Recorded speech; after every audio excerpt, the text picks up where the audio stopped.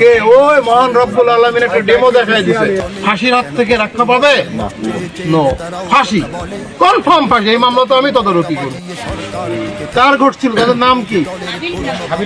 ওই দেখেন, ওই মেয়েরা জানে, মেয়েরা বেশি ধর্ম চর্চা করে। শুনে দেখেন তাদের কাছে মনে আছে সে কাহিনী? কাহিনী জানতে হবে, তার পুনরাবৃত্তি আবার হয়েছে কিনা। হয়েছে। আমি তো গাছ দেখতেছি আর সম্পদ দেখতেছি, আর কিছু আছে এখানে? না।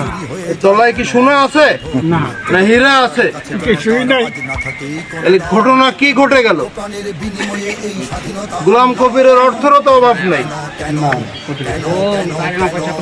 আমি বলতে চাচ্ছি, এটা কিন্তু আপনাদেরকে সজাগ করলে এই মৃত্যু দিয়ে আপনাদের মধ্যে যে হবে না, আপনারা শুনতেছেন, মেয়েরা যারা আছেন শুনতেছেন, আপনাদেরও কিন্তু শুনতে হবে। তাহলে এটা দিয়ে আপনাকে ডেমো দেখাইছে একটা, কে ওই মহান রব্বুল আলামিন একটা ডেমো দেখাই দিছে। এখানে যারা আমরা আছি, আমি সহ যারা আমরা আছি, আমাদের মধ্যে সম্পদের বিরোধ আছে, আছে না? কেউ কি বুক খুলে বলতে পারবেন যে হ্যাঁ আমার ভাইদের সাথে বা আমার ভাইয়ের বউর সাথে বা আমার ভাইপোদের সাথে সম্পদের বিরোধ না? আমার মনে হয় একজনও বলতে পারবে না। সবার আছে, সবার আছে। আমার মতো লোকের যদি অল্প একটু হলেও আছে, আমার সম্পত্তি নেই কিন্তু আমার বাপের তো আছে। আমি 36 বছর বাড়ি যাই না, আমি চাকরি করি, কিন্তু আমার সম্পদ এরকম জমিতে ঢুকার জায়গা নেই, আমারে দিয়ে রাখছে পিছনে। আমি চাকরি করি, আমার দরকার নাই বলে দিচ্ছে আমার বাপ। তাহলে ভাই কি করেছে? আমার থেকে বুঝাই দিচ্ছে, কিন্তু ভাই করেছে যে আমার ভাই ওর রাখবে না, পিছনে নিক। এবার আমি যাবো কি করে?